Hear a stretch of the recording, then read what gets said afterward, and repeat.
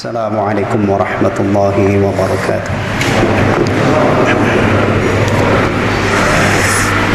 Innal hamdalillah nahmaduhu wa nasta'inuhu wa nastaghfiruhu wa nastahdihi wa natubu ilayhi wa na'udzu billahi min shururi anfusina wa min sayyiati a'malina.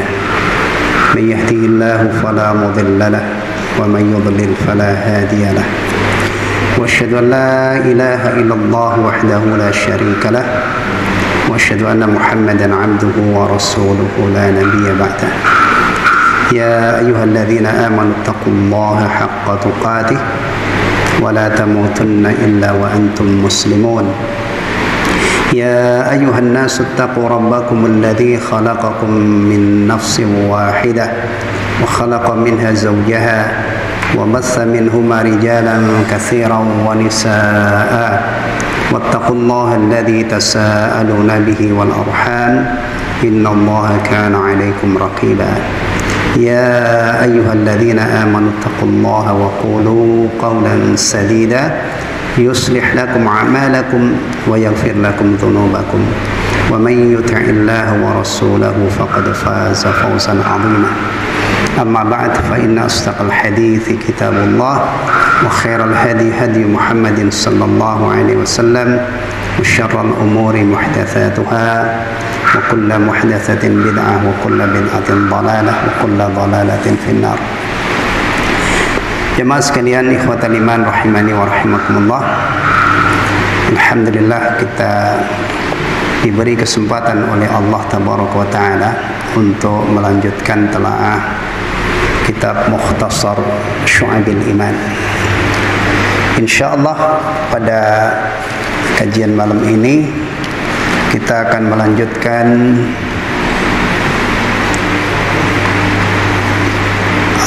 Ar-Rabi' min Syu'abil Iman, bagian iman yang keempat atau cabang iman yang keempat. Al-imanu bil Qur'an wa jami'il kutub al-munazzalati qablahu. Beriman kepada Al-Quran dan semua kitab-kitab yang diturunkan sebelumnya. Di sini dicantumkan sebagai cabang atau bagian iman yang keempat. Kalau kita mengkaji arkanul iman, rukun-rukun iman, biasanya beriman kepada kitab-kitab Allah itu disebutkan rukun yang keberapa? Nah, iman kepada kitab-kitab Allah, rukun iman yang keberapa?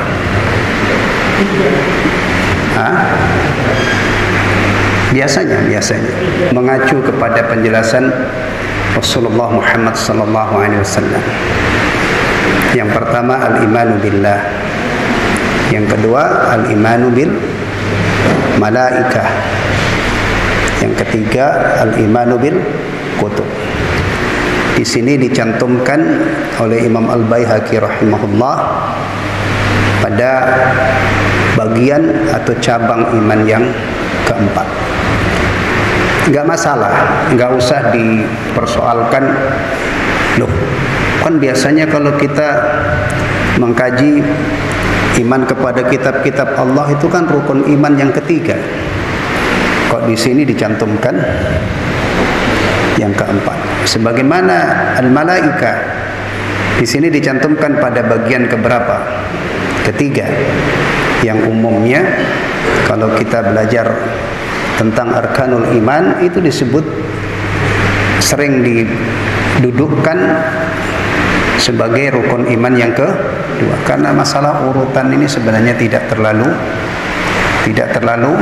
pokok. Yang pokok itu adalah mengimani bahwa bagian-bagian ini adalah arkanul iman. Ya, itu intinya. Ya. Baik.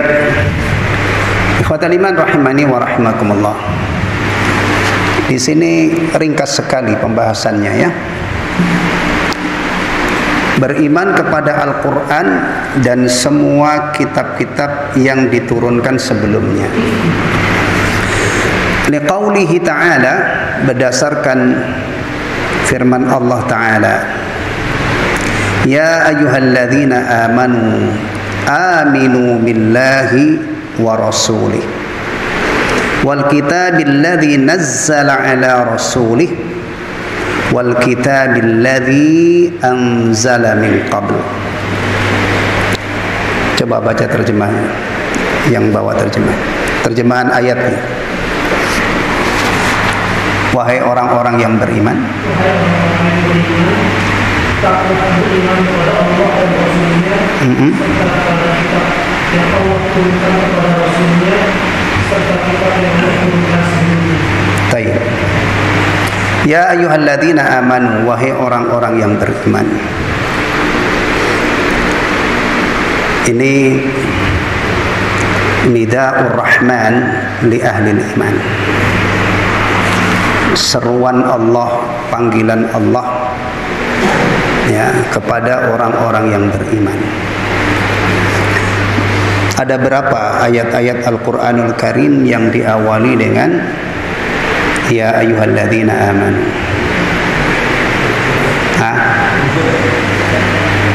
Berapa? Banyak. Persisnya berapa? Pak Sabirin, ada berapa Pak? Hah?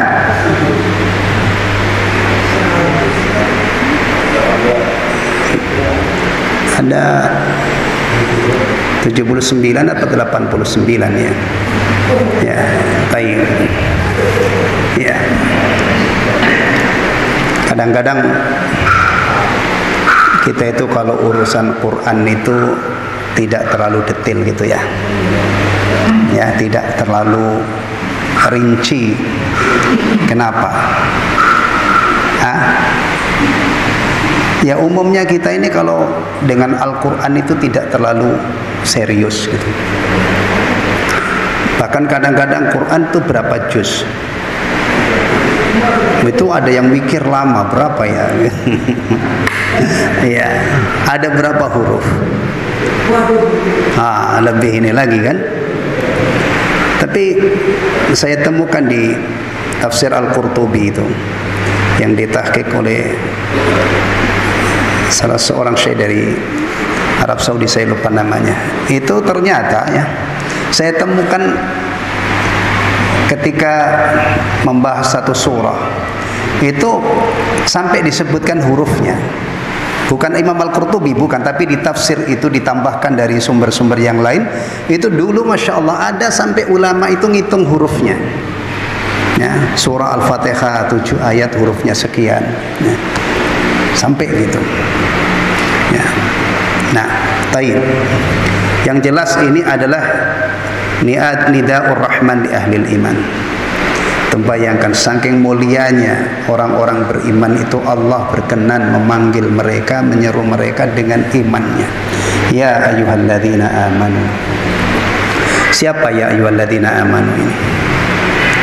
Siapa? Ya ayyuhalladzina amanu kutiba alaikumus shiyam. Ya ayyuhalladzina amanu idza nudiya lis-salati min yaumil jumu'ah. Al-ayat. Siapa orang beriman itu? Siapa? Sekarang kalau misalnya ada orang mengatakan ya orang beriman itu ya banyak, semua umat beragama itu beriman, berarti Jumatan itu ya orang banyak, orang non muslim juga Jumatan. Puasa juga demikian dong, berarti yang wajib puasa itu bukan hanya orang mukmin, bukan hanya orang muslim, berarti orang di luar Islam pun wajib puasa. Nah, ini perhatikan baik-baik. Yang dinamakan mukmin itu pasti agamanya Islam, pengikut Rasulullah Muhammad SAW. Maka para ulama ketika mengupas ayat-ayat seperti ini, ayatul ahkam ya, yang diawali dengan ya ayyuhalladzina amanu, syarat wajibnya puasa itu siapa? Apa saja? Pasti disebut Islam atau muslim, akil, berakal, balik ya. Ini kadang-kadang kita itu terlalu gampang dibodohin orang. Ada orang mengatakan semua agama sama. Ya, Masya Allah, kita terima dengan lapang dada, gampang masuk dalam diri kita. Yang dimaksud orang mukmin otomatis muslim. Karena ada kaidah memahami iman dan Islam itu ada kaidahnya. Ya. Ini dua hal yang tidak bisa dipisahkan. Kalau disebut salah satunya mencakup yang lain, kalau didefinisikan satu persatu, maka iman itu mengarah perkara-perkara qalbiyah, keyakinan. Sementara Islam itu adalah perkara yang zahir. Ya. Tapi duanya tidak bisa dipisahkan. Orang itu kalau tidak beragama Islam, ya maaf saja menurut keyakinan kita dia adalah orang apa? Kafir.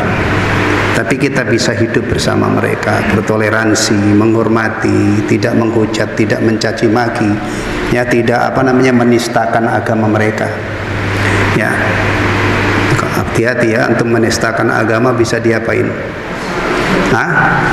Tangkap. Jangan, ya cukup sampai di situ. Tidak usah kita menghina agama orang lain. Ya. Baik. Aminu. Ya ayyuhalladzina amanu. Apa bedanya di sini? Kalau amanu, beriman kan? Ini fi'il madhi ya. Amana, kemudian karena orang banyak berarti amanu. Kalau aminu, ini apa? Fi'il apa? Fi'il apa? Amr. Perintah. Ya. Karena amanu, ya ayyuhalladzina amanu itu jamak, maka fi'il kata kerja perintahnya juga jamak. Aminu, berimanlah kalian atau tetap berimanlah kalian. Billahi, kepada Allah wa rasulihi dan utusannya. Di sini disebut tunggal ya. Wa rasulihi. Mufrad. Berarti siapa ini yang dimaksud ini? Rasulullah Muhammad sallallahu alaihi wasallam. Ya. Tapi kan dalam ayat yang lain bentuknya jamak, dan kemarin sudah kita pelajari ya, orang Islam itu mengimani utusan-utusan Allah bukan hanya satu, tetapi semua utusan-utusan Allah dia tidak beda-bedakan. Kalau Allah Subhanahu wa taala telah mengkhabarkan bahwa seseorang itu adalah utusan Allah, wajib kita imani. Siapapun orangnya yang telah dikhabarkan oleh Allah bahwa beliau alaihi salatu wassalam utusannya, maka kita wajib imani. Mengingkari satu nilainya sama dengan mengingkari semuanya. Baik, ini disebutkan wa rasulihi. Rasul.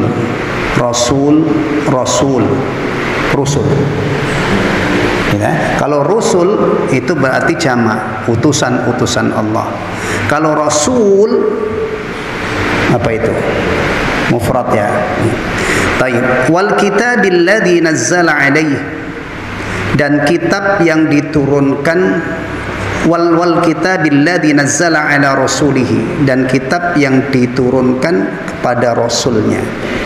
Wal kitabil ladzi anzala min qabl, dan kitab yang diturunkan sebelumnya. Maka lihat judulnya tadi, judulnya ya. Bagian iman yang keempat adalah al-imanu bil Qur'an wa jami'il kutubi al-munazzalati min qablahu, dan semua kitab yang telah diturunkan sebelumnya. Persis dengan ayat ini. Ya. Dalilnya ini plek banget gitu. Apa itu? Plek itu apa? Pas banget. Wahai orang-orang yang beriman, berimanlah kamu kepada Allah, Rasul-Rasulnya, dan kitab yang diturunkan kepada Rasulnya. Siapa? Kitab apa ini? Al-Quran, dan kitab-kitab yang diturunkan sebelumnya. Baik. Coba antum perhatikan. Ketika Allah menyebutkan Al-Quran ya, wal kitabil ladzi nazzala ala rasulihi, dan kitab yang diturunkan kepada Rasulnya itu fiilnya nazzala. Nazzala, betul ya? Tapi ketika Allah menyebutkan kitab-kitab sebelumnya adalah anzala. Begini nih kalau di apa namanya istilahnya? Kalau ulama ahli tafsir yang memahami itu bisa mengungkap faedahnya. Kalau kita kan nggak tahu apa bedanya gitu kan? Ya, ya. Saya tadinya juga nggak tahu. Cuman saya temukan penjelasan ini di kitab Nidaatul Rahman di Ahlil Iman. Syekh Abu Bakar Al-Jazairi rahimahullah itu membahas, mengupas ayat-ayat ya ayyuhalladzina amanu. Nah, ayat ini sudah saya pernah kaji bersama jamaah di Masjid Miftahus Sa'adah di At-Taqwa, sudah khatam kitab ini saya bacakan. Ya. Sudah khatam tapi juga lupa semua. Ya, tapi masih ingat ini penjelasan beliau. Nazzala itu berarti Al-Qur'an diturunkan tidak sekaligus, berangsur-angsur. Maka di sini nazzala. Kalau kitab sebelumnya itu diturunkan sekaligus, maka digunakan kata kerja anzala. Wallahu taala alam bissawab. Itu yang saya dapatkan dari penjelasan beliau. Dan benar kan Al-Qur'an itu memang diturunkan oleh Allah kepada Rasulullah Muhammad sallallahu alaihi wasallam berangsur-angsur kan? Awalnya apa? Nah, awalnya apa? Yang pertama apa? Iqra Al-Alaq ayat 1 sampai 5. Wallahu ta'ala alam, setahu saya tidak ada perbedaan dalam masalah ini. Yang terakhir,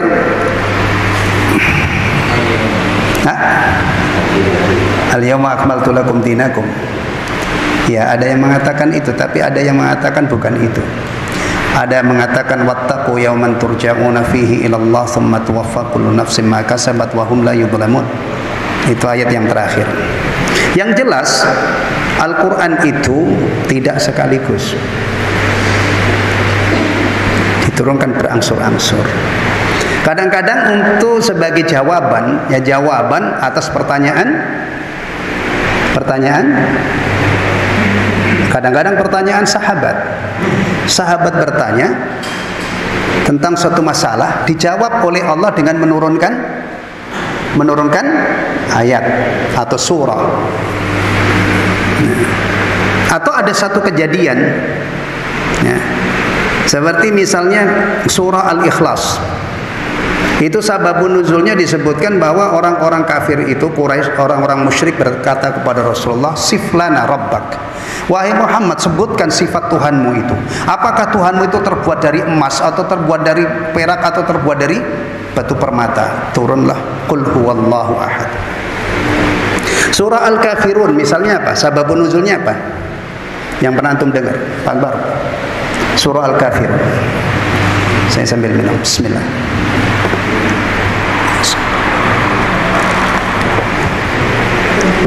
Antum tahu kan surah Al-Kafirun sababun nuzulnya apa? Delegasi orang-orang musyrik menghadap kepada Rasulullah Muhammad SAW. Mereka mengusung sebuah usulan yang Masya Allah, kalau hanya dilihat secara akal ini usulan cerdas. Tapi ingat ya, kecerdasan itu bukan dalil, ya, dan kecerdasan itu bukan penentu sesuatu, ya. Usulannya itu bagus banget. Ini kalau diulas secara bebas supaya tidak terjadi ketegangan di antara kami dan kamu, ya, kita bisa rukun damai gitu, ya. Bagaimana kalau kamu menyembah tuan-tuan kami setahun, kemudian berikutnya kami pun siap menyembah Tuhan kami. Sekarang ini ada orang yang toleransinya itu seperti ini ya, hampir seperti ini ya, tinggal selangkah lagi gitu, hampir. Ya, Masya Allah. Ini kan solusi cerdas ini ya kan, usulan cerdas. Kalau sudah tuker-tukeran sesembahan kan tidak ada masalah. Yang masalah itu kan la ilaha illallah. Ketika Rasulullah mengajarkan tidak ada yang berhak disembah kecuali Allah, otomatis alihah Tuhan-Tuhan orang kafir itu tergusur. Kalau tauhid itu diserap, apalagi kalau sudah diserap oleh penduduk Mekah, nah Lata, Uzza, Manat, Hubal dan tuhan-tuhan yang lain, ya maaf, lengser kedudukannya. Ya, benar kan? Nah, nggak banyak kesempatan. Dia tidak bisa bernegosiasi berulang-ulang mondar-mandir itu ya, untuk menegosiasi masalah ini. Langsung diturunkan oleh Allah Subhanahu wa taala surah apa? Surah apa? Al-Kafirun. Qul ya ayyuhal kafirun. Klimaknya apa? Lakum dinukum waliyadin. Ya. Nih. Contoh lagi ya, banyak sababun nuzul. Sahabat Nabi itu tanya tentang haid. Haid. Kalau orang sekarang itu Masya Allah, ada orang membina rumah tangga itu nggak ngerti fikih apa namanya suami istri, nggak peduli dia. Tapi dulu sahabat itu Masya Allah, mereka itu hidupnya itu pengen bener, pengen lurus, pengen benar-benar berada dalam ketaatan kepada Allah dan Rasulnya. Masalahnya orang-orang Yahudi itu kalau istrinya sedang haid nggak mau berdekatan, makan semeja makan nggak mau, tidur setempat tidur tidak mau. Nah para sahabat itu tanya, apakah kami kalau istri sedang haid itu juga harus seperti orang-orang Yahudi itu? Diturunkan ayat masalah haid saja, Allah yang menjawab, yas'alunaka 'anil mahid qul huwa adzan fa'tazilun nisaa fil mahid. Masya Allah, antum perhatikan ya, itu salah satu cerminan betapa harisnya, betapa seriusnya, betapa semangatnya sahabat-sahabat Nabi itu dalam beragama. Makanya kita itu kalau menjadikan para sahabat itu sebagai panutan, teladan, ya teladanilah begini. Jangan orang Islam itu mentok hanya sebagai muslim, hanya beragama Islam kemudian selesai. Yang paling kita pikirkan itu iman kita, akidah kita ini sudah benar atau belum. Ibadah yang merupakan investasi akhirat kita kerjakan dengan harapan diterima oleh Allah, dapat ganjaran. Pikir benar-benar. Nah, jangan hanya sekilas-sekilas. Akhlak kita ini bagaimana? Kita pengen masuk surga, sementara Rasulullah mengatakan tidak masuk surga orang yang di dalam hatinya ada kesombongan meskipun seberat darah. Kita pengen masuk surga tapi misalnya kita ini pelit, sudah wajib bayar zakat, kaya tapi nggak mau bayar zakat, ya dengan tidak mau membayar zakat itu dia terancam dengan ancaman yang sangat mengerikan. Makanya tolonglah agama kita ini kita pikirkan ikhwatal iman ya, jangan abal-abal, jangan abal-abal. Kalau abal-abal itu nanti gampang goyah, gampang terkena syubhat ya, bahkan gampang murtad. Sudah pernah saya ceritakan belum? Saya membaca kisah murtadnya seseorang kan yang masih hidup ya. Itu apa masalahnya? Hah? Saya tadi baca itu kalau Muhammad Kece ya, Kece atau Kece, itu memang biang kerok. Itu aslinya orang Pangandaran katanya. Ada orang yang kenal itu, kerjaannya dulu memang memurtadkan orang ya. Tukang bagi-bagi mie katanya gitu. Katanya saya baca di ini, ada di orang yang kenal dengan ini. Itu biang kerok di masyarakatnya, memang sudah diusir oleh masyarakatnya ya. Ada orang murtad itu begini dia. Dia tidak terima dengan ajaran Islam ya. Yang membuat dia janggal itu adalah katanya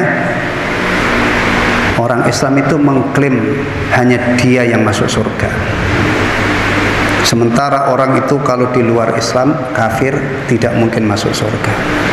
Sementara saya melihat orang-orang Islam itu brengsek-brengsek, sementara orang kafir itu banyak yang baik-baik. Tidak terima dengan murtad, dia tinggalkan Islam. Sayang banget ya, begitu itu kalau mau diskusi dengan orang yang paham kan akan dijelaskan. Orang yang dijamin yang masuk surga itu bukan hanya sekedar mengaku muslim. Kalau ada orang mengaku muslim tapi blank Islamnya, hanya ngaku doang, sama sekali tidak ada iman, sama sekali tidak ada ibadah, sama sekali tidak ada pengamalannya, sama sekali tidak mempelajari. Apakah antum kira dengan hanya mengaku sebagai seorang muslim, orang-orang model begini ini hanya dijamin masuk surga? Apalagi dijamin masuk surga tanpa hisab? Enggak ada. Jaminan Islam yang membuahkan al-falah, Islam yang membuahkan as-sa'adah itu bukan sekedar ngaku. Bahkan kalau orang ngaku Islam tapi sama sekali tidak ada Islam, karena dia cuek bebek peduli, orang ini masuk dalam kategori kufrun. Nah, kafir disebabkan karena kufrul i'rad. Itu dibahas oleh para ulama. Anwa'ul kufri, macam-macam kufur, itu ada namanya kufur i'rad, berpaling, nggak peduli, ngaku Islam tapi sama sekali tidak ada Islam di dalam dirinya. Ini kan, dan juga kita tahu kan orang munafik, wa minan nasi may yaqulu amanna billahi wa bil yaumil akhir wa ma hum bimu'minin. Ada orang yang mengaku beriman, mengaku muslim, bahkan kalau ketemu Rasulullah itu mantap sekali pengakuannya, ya. Tetapi orang-orang munafik itu kalau kita kembali ke Quran, masa depannya orang-orang munafik di akhirat itu di mana? Kekal di neraka bersama orang kafir. Itu yang pertama. Yang kedua, azabnya ekstra keras. Bukan hanya sekedar kekal bersama orang kafir, tapi fiddarkil asfali minan nar. Neraka itu dalam, ikhwatal iman. Orang di neraka itu juga bertingkat-tingkat kan. Ada yang di permukaannya. Siapa itu? Siapa? Abu Thalib. Antum kok berani mengatakan Abu Thalib? Hah? Benar Pak Sobirin, jawaban Pak Akbar ini Abu Thalib.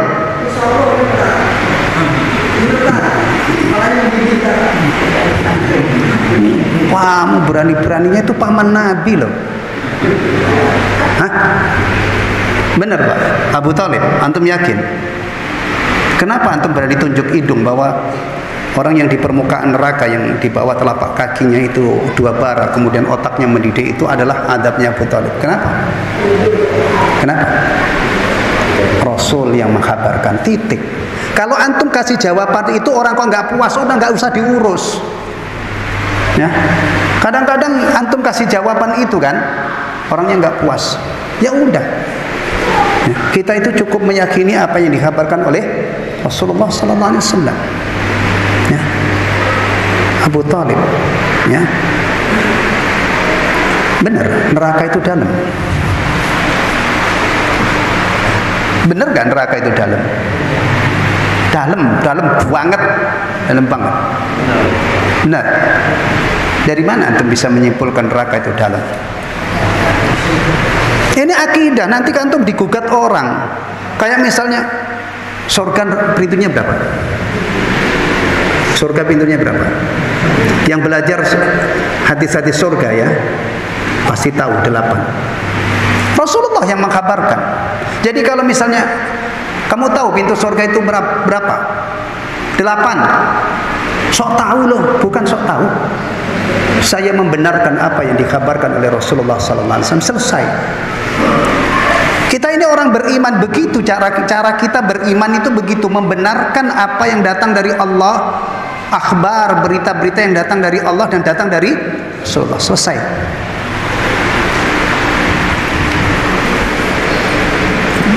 Iya. Satu saat Rasulullah SAW bersama para sahabat tiba-tiba mendengar benda jatuh. Kalau di sini kira-kira ada antum dengar sedang kumpul begini kemudian ada terdengar benda jatuh. Itu kira-kira apa bendanya di sini? Susah ya bayanginnya. Tapi kalau antum punya duren, pohon duren, apalagi durennya itu sudah masak-masak matang pohon gitu, Antum dengar benda jatuh, antum pasti beranggapan itu durian jatuh. Kecuali kalau di prank orang ya, dibohongin orang ya. Karena pelit itu tetangganya iseng, dia cocokin batu buk gitu, orangnya keluar nggak taunya bukan durian, mungkin karena kesel tetangganya itu pelit yang punya durian, mungkin. Ya, satu saat Rasulullah SAW mendengar benda jatuh, ditanyakan kepada saya, tahukah kamu apa itu yang jatuh tadi? Apa itu yang jatuh? Sahabat itu nggak berani mengeluarkan apa namanya pendapatnya. Hal-hal seperti ini simple. Kalau tidak punya ilmunya, jawabnya apa? Allahu wa rasuluhu alam, khalas. Ini keren, ini beragama begini ini keren, jujur, kesatria itu keren kan? Nah, tapi sayang kalau untuk urusan Islam tuh yang ngomong itu masya Allah rame banget. Nah, sampai orang-orang yang tidak ini itu kadang-kadang menduduki posisi mufti atau mujtahid. Ya, iya. Saya itu kadang-kadang kalau melihat mencermati dunia dakwah itu ya, itu kadang-kadang apa ya, narasi-narasi dari orang-orang yang ini berbicara tentang ustadz itu kadang-kadang curang. Semuanya sekarang itu disandarkan ustadz. Ustadz A berbicara begini, Ustadz A menurut Ustadz A hukum ini begini, menurut Ustadz B hukum ini begini. Disandarkan kepada ustadz. Padahal dia menyampaikan itu bukan hasil ijtihadnya, tapi mengambil hasil ijtihadnya para ulama mujtahidin. Misalnya kalau misalnya kunut subuh itu, contoh ya, ilmu tentang kunut subuh itu hukumnya sunnah. Kalau saya punya pendapat itu, kemudian ada mengatakan, Pak Bakir mengatakan kunut subuh itu sunnah, maaf, itu bukan perkataan saya. Kunut subuh sunnah itu adalah hasil ijtihadnya Imam siapa? Imam siapa? Imam Syafi'i, dan didukung oleh ulama-ulama yang sejalan dengan beliau. Kan begitu. Sekarang ini apa-apa disandarkan kepada ustadz, padahal itu ilmunya dari mengambil dari para ulama. Tayyib. Nih hati-hati begini, antum jangan seperti ini. Kalau ustadz itu jujur pasti dia merujuk dalam kitab ini, fulan alim fulani mengatakan demikian atau berpendapat demikian. Tayyib. Baik. Rasulullah menjelaskan ternyata batu, suara yang jatuh itu, benda jatuh itu tadi adalah batu yang dijatuhkan selama berapa? 70 tahun. Batu itu kan berat ya. Masa itu benda itu kalau berat, kalau dijatuhkan itu meluncurnya cepat apa lambat? Ini misalnya batu dengan sama-sama gedenya segini misalnya. Batu dengan kapas dijatuhkan, lebih cepat mana? Ya lebih cepat batu lah. Ya. Enggak usah jadi Einstein antum. Ini fisika yang bisa kasat mata inilah. Ya, enggak usah sarjana atau dokter fisika juga semua orang tahu. 70 tahun diluncurkan kemudian baru sampai dasarnya. Itu kalau dihitung berapa? Ya enggak ketemu berapa, tapi yang berjelas dalam banget.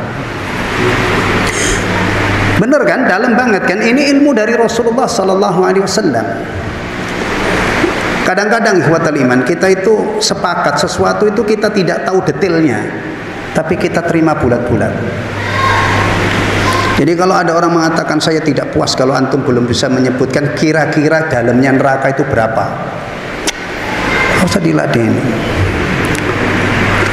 Kambing yang rambutnya utuh itu ya, itu banyak enggak rambutnya? Bulunya itu banyak enggak? Bulu kambing, setubuh kambing itu banyak enggak? Kalau ada orang, saya belum yakin kalau itu banyak, sampai kamu bisa menyebutkan berapa persisnya. Udah kalau bulu kambing terlalu kecil. Antum kalau mengikuti berita COVID ini, seluruh dunia yang mati, yang diwafatkan oleh Allah karena sebab COVID berapa? Berapa? Hampir 5 juta, 4 juta sekian itu berapa hari yang lalu. Itu banyak apa enggak 5 juta itu? Hah? Ya semua orang yang berakal 5 juta itu kalau Masya Allah, kalau dibarisin dari sini, dijejer itu sampai mana? Korban COVID. Sampai mana? Udah kan? Baik. Jadi itu ikhwatal iman, ya. Rasulullah sallallahu alaihi wasallam mengkabarkan orang mengaku muslim. Bahkan kita bisa bayangkan, ya, merujuk kepada surah Al-Munafikun ayat pertama. Bagaimana manisnya dan mantapnya pengakuan orang munafik itu, bahwa Nabi Muhammad itu utusan Allah. Mantep banget. Idza ja'akal munafiquna qalu nashhadu innaka la rasulullah wallahu ya'lamu innaka la rasuluh wallahu yashhadu innal munafiqina lakadzibun. Perhatikan ini. Dalam orang munafik itu dalam tataran ucapan mantep banget. Idza ja'aka, apabila datang kepadamu wahai Muhammad, al munafiquna, orang-orang munafik, apa yang dia ucapkan di hadapan Rasulullah? Qalu, mereka mengatakan nashhadu, kami bersaksi, innaka, sesungguhnya engkau, sesungguhnya Anda, la Rasulullah, benar-benar utusan Allah. Ini kalau dalam bahasa Arab, ya, ini kalimatnya ini tidak polos, tidak datar, tepati penuh dengan takidat, diperkuat. Sebagaimana dalam hal lain orang munafik itu gemar sumpah. Untuk meyakinkan orang itu dia sumpah, gemar banget sumpah.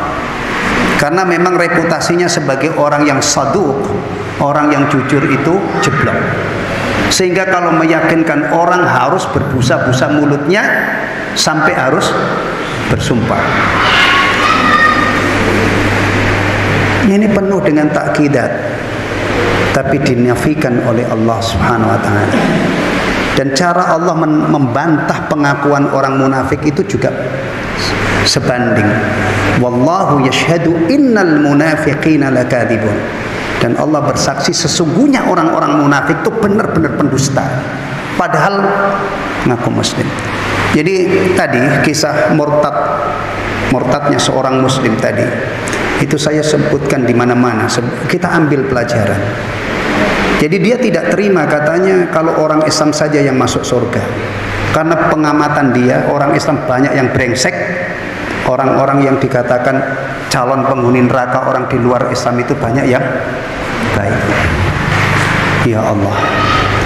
Kita juga orang Islam ini yang sudah beragama Islam harus tahu bahwa Islam yang menjanjikan keselamatan itu adalah bukan sekedar ngaku.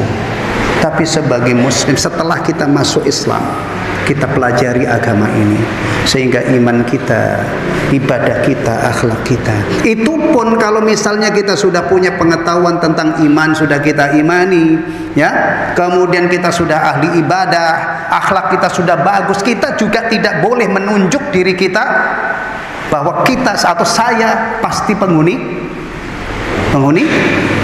enggak boleh. Kita mengharap kepada Allah, mengharap, ada kekhawatiran juga. Nah, apalagi kalau kita masih hidup, hari ini kita istiqomah, bulan depan ada jaminan kita istiqomah?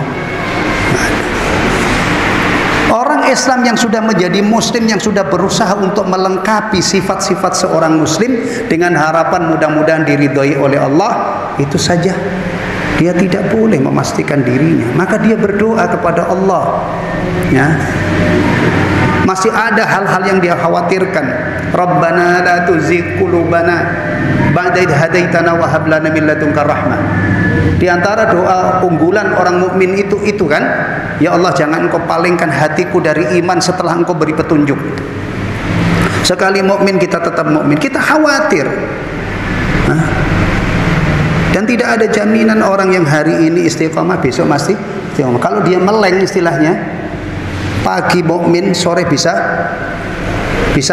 kafir. Apa sebabnya? Ada loh kondisi seperti itu sudah dikabarkan oleh Rasulullah. Ya, yusbihu mu'minan wa yumsi kafiran. Kenapa? Yabi'u dinahu bi'aradin minad dunya. Dia jual agamanya, dia tukar dengan kemewahan dunia. Baik, kalau untuk Al-Quran di sini sekali balik ke ayat ini, Allah gunakan kata atau fi'il nazzala untuk kitab-kitab terdahulu. Anzala. Ini Allah menurunkan Al-Quran ini secara berangsur-angsur. Kemudian ini mujmal ya, ini mujmal. Kalau didetailkan lagi, kitab-kitab yang diturunkan sebelum Al-Quran, ketemu nggak sebagiannya, nama-namanya? Ketemu nggak? Ketemu. Di mana kita menemukannya? Juga di dalam Al-Quran. Ada kitab apa? Taurat. Ada kitab apa? Zabur. Ada kitab Injil. Ada Suhuf Ibrahim juga kan? Nah, sering kalau sholat Jumat dibacakan Al-A'la. Ya, tayyib. Jadi ini ada lanjutannya. Sekarang berarti kita ini beriman kepada Al-Quran, Kitabullah, Injil Kitabullah, Taurat Kitabullah, Zabur juga Kitabullah. Betul kan? Atau antum ada yang mengingkari, saya tidak percaya Injil itu kitab Allah. Kalau anda itu benar-benar keyakinan anda keluar dari majelis ini, kalau anda tidak bertaubat, bukan muslim lagi. Murtad karena mengingkari salah satu kitab yang pernah diturunkan oleh Allah kepada Isa alaihissalam. Kemudian satu lagi, bagaimana kalau ada orang berpendapat ini orang umat Islam berpegang Al-Quran, orang lain berpegang Injil, orang lain berpegang Taurat, berarti sama mereka. Hati-hati kalau orang Islam itu hanya imannya sampai di situ, mengimani Al-Quran Kitabullah, Injil Kitabullah, Taurat Kitabullah, Zabur Kitabullah ya. Tapi kesimpulan akhirnya hari ini yang berpegang kepada Al-Quran berarti calon penghuni surga. Yang berpegang kepada Injil berarti calon penghuni surga. Yang berpegang kepada Taurat berarti calon penghuni surga. Sama, karena tiga-tiganya berpedoman kepada kitab Allah. Begitu keyakinan kita. Insya Allah pada pertemuan berikutnya nanti akan kita bahas masalah ini. Bagaimana kitab-kitab terdahulu yang di sini tadi diperintahkan untuk diimani, statusnya setelah Al-Quran diturunkan itu bagaimana? Ada satu kata kunci bahasa Arab ini kalimatnya, mansukhah. Apa itu artinya mansukhah? Terhapus, masa berlakunya sudah habis. Berarti yang harus dipegang teguh apa? Al-Quran. Ini keyakinan ya, ini iman. Mudah-mudahan ya, nanti ini bisa kita kembangkan lagi. Masih banyak poin-poin tentang Al-Quran, karena Al-Quran ini dari dulu sampai hari ini masih terus menjadi target serangan-serangan orang-orang di luar Islam untuk mengguncang iman kita dan untuk mengacaukan iman kita. Wallahu ta'ala a'lam bis-shawab. وصلى الله على نبينا محمد صلى الله عليه وسلم وعلى آله وصحبه وسلم تسليما كثيرا. سبحانك اللهم وبحمدك أشهد أن لا إله إلا أنت أستغفرك وأتوب إليك. السلام عليكم ورحمة الله وبركاته.